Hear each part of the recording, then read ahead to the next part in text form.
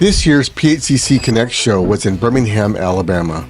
What a great city to get to know a little bit better. Everyone we met was so polite. Now we understand what people mean by the words Southern hospitality. One thing remarkable about the Connect show is it hosts the PHCC's Plumbing and HVAC National Apprenticeship Competition. So there were lots of apprentices going to the show for the first time. The educational sessions were great too, and the evening events were maybe even better. I hope you were there too, but if you had to miss, maybe the next best thing would be to get to know my next guest. John Zink, welcome to Behind the Windshield with Dennis, your apprentice at the PHCC Connect show. Thank you. Thank you very much for having me. Absolutely. This is fun. Connect is always a great experience for getting to see everybody again. And, there's folks here who have been coming every year since I've been involved with PHCC, just now 27 years. 27 years. So, having a chance every year to reconnect with everybody, or pardon the pun, connect. It is always great to see friends and then have the extra experience of the learning, the educational sessions, the trade show, the apprentice contest. It all adds up to absolutely being a great experience. Yeah. I bet you're exhausted when it's all over. Absolutely. Yeah. But then we come back and do it again next year. As soon as you're done with one, you have to start planning for the next. Absolutely. So I run into a lot of people a lot of contractors don't understand what PHCC does, or they've got a misperception, and you got a really cool angle. Your position at PHCC is really cool. Oh, specifically what I do? Yeah, what part of the PHCC are you involved with? So I'm on the educational foundation side. Okay. Back 37 years ago or so, the leaders of the association looked around and said, we really need to be doing something to help the people who are coming up behind us, to focus on education. The association is a massive ship. They have always had a lot going on since the 1800s when PHCC was established. And so these leaders thought we really need to have a dedicated organization within PHCC just to do education and nothing else. Keep their eye on just that ball. And so those leaders put their own money in. They put their money in to create the initial endowment for the foundation before going out to the manufacturers and asking for them to support as well. And with that investment that they made, they were able to have those good conversations with manufacturers, get them on board, create the initial endowment that has helped to generate the income that pays for developing all the great training that has come since. And now here we are 37 years later, and we are still delivering bigger and better all the time, have some great different opportunities to get people into the trades, or once they're in, train them, and then continue working with them throughout their career. Right. And for some people don't understand what an endowment is. How does an endowment work? So with educational foundations like our endowment, once you've made a contribution to the endowment, and some people call it a permanent endowment, that money goes in and it's never spent. It remains invested for eternity. Okay. And only the earnings on those investments is what is used to fund the programs. So that permanent corpus is always going to be there, is always serving a single purpose: to generate income that can be used to create educational program. Wow, that's amazing. So the money goes in, it's not at risk, it's continuing to put off revenue from interest. Right. That then we use to propagate the future. Exactly. Awesome. So it helps with an organization to not be solely reliant on having to have a product to sell to make the bills, to help the bills get paid, because then you can take risks. You can stretch a little bit. You can do new things. You can make the investments needed to create products and services that are just not possible at a smaller level. Right. The foundation is able to do things at the national level that a state or local group, they just don't have the resources to do that. And it's because of that forethought of those initial leaders putting that together that we are where we are today. That's amazing. So yeah, there's a lot of little companies out there, and they're just trying to make it payroll to payroll, right? And so what's amazing about PHCC is you connect with PHCC, you plug into the programs, and because of the endowment and the foundation, you guys are producing courses that then as contractors can take advantage of. Yes. Right. So what kind of courses are you teaching? Like what's available? There's a large variety of training available online through the PHCC Academy. There's other staff here that can speak to those much better. A few that are in my world are, we do some construction management training programs, in-person programs. So I've got a wonderful instructor, former professor at Purdue University who came up through the trades before he started teaching at Purdue. So he knows where folks are coming from, Right. and he also knows how to teach. And that combination makes him great in the classroom for being able to bring foremen and project managers through the whole process of what they need to be successful in a construction position. And that's been a super successful, right? Like overflowing. We sell out every class typically within an hour of registration over. Oh my goodness. And that's correct me if I'm wrong, but that's taking like a technician or a plumber and making them into more of a manager or a project manager. Is that right? Well, if you think about foremen in the industry, there's a running joke in our classes, how do you get to be a foreman in the trades? Your company sells one too many jobs.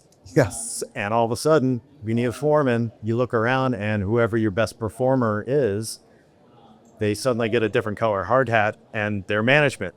But the skill set is not, it's not the same. So Completely different. if you're a go fast worker, and then you're suddenly being asked to manage a crew and be cognizant of everything that the company needs, documentation wise, financials wise, planning wise, that's different. And so this foreman workshop that we run is 2 intense days of being able to help those folks learn all the things that they need to do to be an effective foreman, to be that front line of management in companies. Right. I see that all the time. Just because you're a good technician we don't teach people even how to train their apprentice, let alone manage other guys on a project. It is really rewarding to be sitting in those classrooms and being able to see the light bulbs turning on over people's heads as because no one has, in many cases, explained all this. Yes. It's in that class and in our project management class, it's a lot of, this is the game. You need to be able to play the game, know the rules of the game. So let's explain the rules. If this happens to you, it's a lot of like interactive role play as well. Scenarios and because you can sit and listen to somebody talk about something, but being able to walk through a real life conversation that they're going to have on a job site, that can make all the difference in your confidence level. Then when the general contractor's representative comes up and says, hey, we need you to do this, that you actually have the power to say, that's not in the contract. I'd be happy to discuss that right yes. But there's going to be some compensation Yes. tied to this. And instead of just, okay. Yes. And all of a sudden, the company is wondering where that $10,000 of labor went. Right. Very good. So if someone wants to know more about that, how do they find out about that class? You can reach out on the foundation's website, phccfoundation.org. And we have a page where you can just get your name on the list for when registration opens. And I'll reach out to you when that magic link is available, and you can try to jump in there and grab your spot. Awesome. So another part you're involved with is scholarships. Yes, that's a big part. So let's talk about scholarships. A lot of people get scholarships to go to college, but what I find is people don't understand how the trades work, and there's scholarships in the trades too. So share more about that. So it's actually very easy to get support for the scholarship program. Manufacturers, sponsors, and our own members who donate, who make contributions to the foundation, supporting our scholarship program, because it is solely focused on getting people into the trades. And for some people, that can be easy, but in most cases, it's not. There's training that's involved. that training has a cost, either to the company or to the individual. And we're looking to help both sides of that through our scholarship program. So we, for example, this year, 55 scholarships, $134,000 in scholarships that we awarded this year. We have a number of great sponsors who make that possible. They give about 75% of the money that we give out each year, and we'll just run down the list. Absolutely. Take care of those folks because they've been so generous. A.O. Smith, Bradford White, Delta Faucet, the Ferguson Cares Foundation, Incinerator, Rigid, Sterling, Kohler Company. Supplyhouse.com is a huge sponsor of our awards, and State Water Heaters. Together, those companies, I mean, that is so much funding that makes our program possible. Then in addition to that, along with donations that people make to the foundation, we have a dedicated scholarship fund that has, I think it's about $1.8 million in it. And same deal with that endowment that I talked about earlier. We take a certain percentage of the investment returns every year, and we know, okay, if we did this well in the stock market, we can give out this much more scholarship dollars each year, so that we can boost up the number of awards and the dollars that we're giving out. Right. So typically our awards are $1,500, $3,000, and then we do a couple $5,000 and a $10,000 award. Wow. And is that to apply to trade schools? Yes. Okay. It's our process of selecting winners is, so we ask applicants to answer some questions about their background, tell us why you need the funds, get a letter of recommendation from your teacher, get a letter of recommendation from a contractor, and then all those answers go off to our scholarship committee, which is PHCC contractors.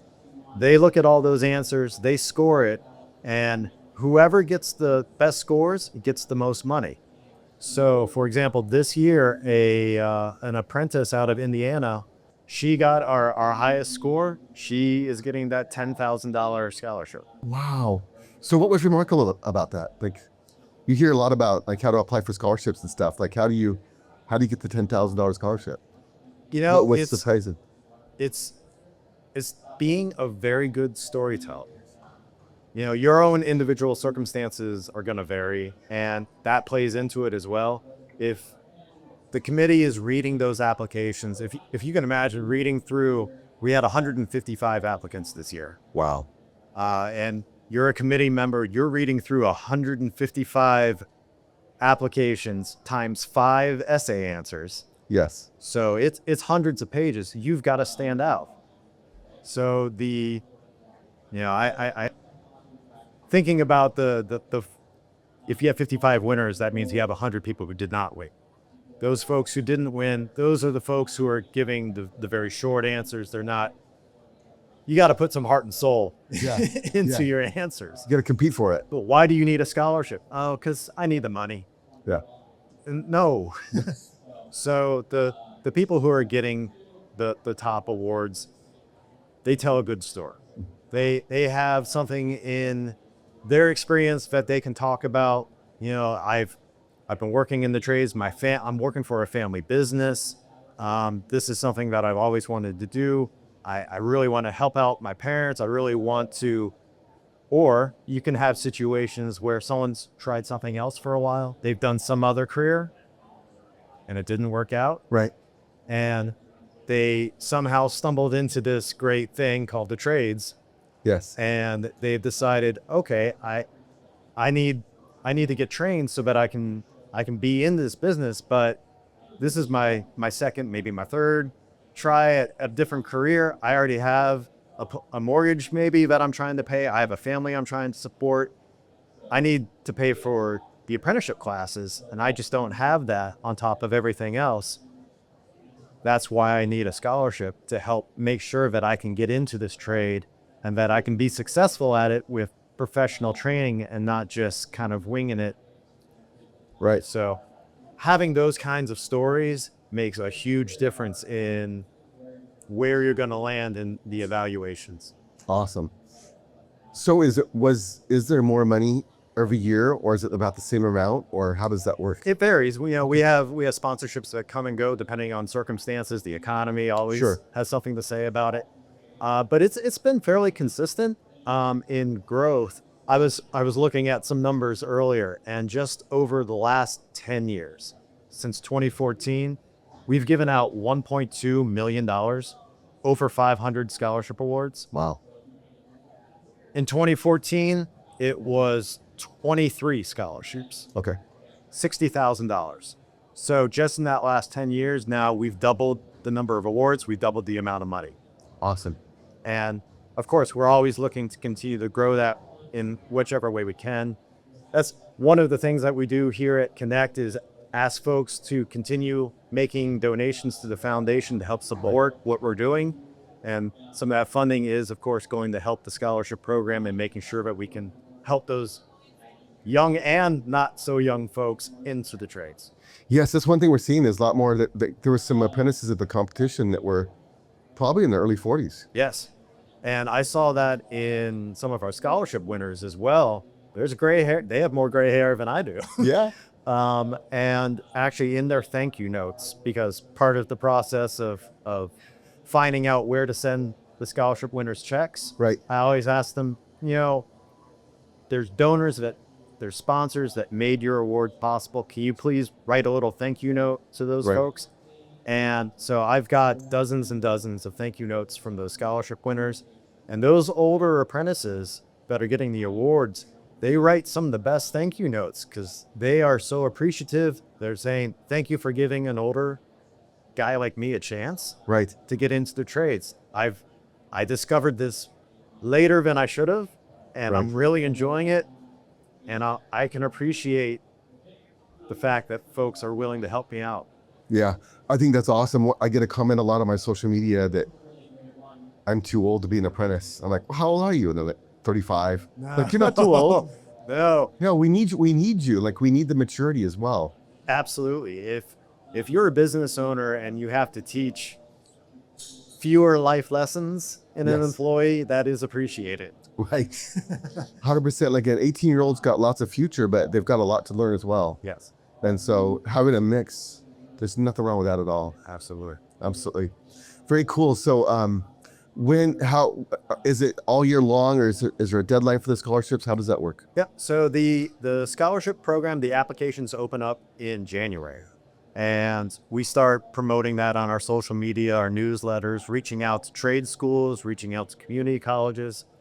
To win one of our scholarships, you have to be an apprentice in the plumbing, heating, cooling industry. You can also be a college student, but you have to be studying something directly related to the trades. Okay. So business administration, mechanical engineering, that sort of thing. But yes, we're reaching out, trying to get the word out to folks to begin that application process. All the application materials are due by May 1st of each year. Okay. And we need that time over the summer then to process those applications. The committee does they're reading all that material over a couple of months, and then the end of July is when we pick the winners. August is when we start writing the checks and making sure that the tuition is paid before school begins in late August, early September. So Awesome. we've got it down. Awesome. But So you're prepaying mostly for, yes. do you compensate after they've already been through ever? Only in cases the PHCC online training that the academy does. Right. There are some cases there because people are enrolling on a continuous basis. Right. We know that doesn't lend itself to that calendar year cycle. So for someone who is getting into our fast track programs or the online apprenticeship programs, they can apply that funding towards anything that they've paid in that calendar year. Okay. Yeah. Okay.